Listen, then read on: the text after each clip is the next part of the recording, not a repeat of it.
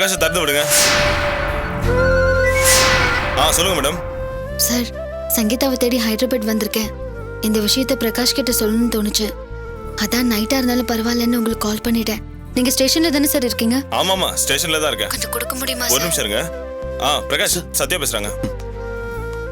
சத்யா எங்க இருக்க? ஹைதராபாத் வந்துட்டேங்க.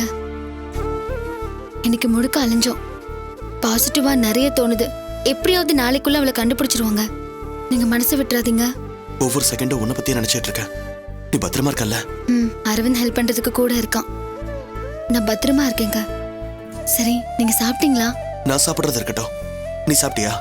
அரவிந்த் ஏதோ வாங்கி கொடுத்தான்னு நினைக்கிறேன். சாப்பிட்டனா இல்லையான்னு கூட எனக்கு ஞாபகம் இல்ல. அப்படிலாம் இருக்காத. உன்னால முடியலன்னா சொல்லிட. உன்னை விட எனக்கு என் வேலை முக்கியம் இல்ல. நம்ம நல்ல வக்கீல வச்சு கோர்ட்ல பாத்துக்கலாம். நீ தனியா அங்க கஷ்டப்பட வேண்டாம். நான் தனியா இல்லைங்க, நீங்க என் மனசுலயே இருக்கீங்க. உங்க கூட இவ்வளவு நாள் வாழ்ந்திருக்கேன். உங்க தைரியத்துல பாதியாவது எனக்கு இருக்காதா?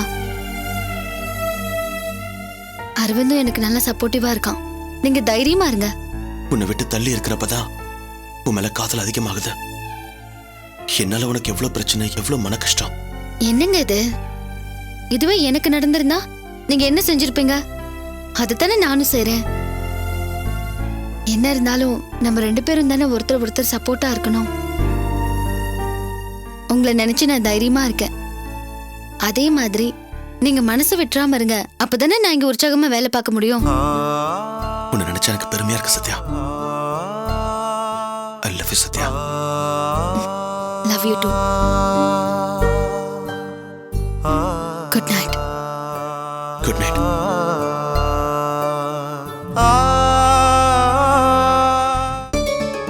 பிஸியா இருக்கீங்களா? 1 minute. இந்த subscribe பட்டனை மறக்காம பிரஸ் பண்ணிடுங்க. Bye. கேப்டன் விஜயகாந்துக்கு இன்னொரு பேரும் இருக்கு, அதுதான் சின்ன வாத்தியார். ஒரு கையால அடிக்கிறாரே அப்படின்னு பார்த்தா இன்னொரு கையால அரவணைச்சிட்டு இருக்கிறாரு.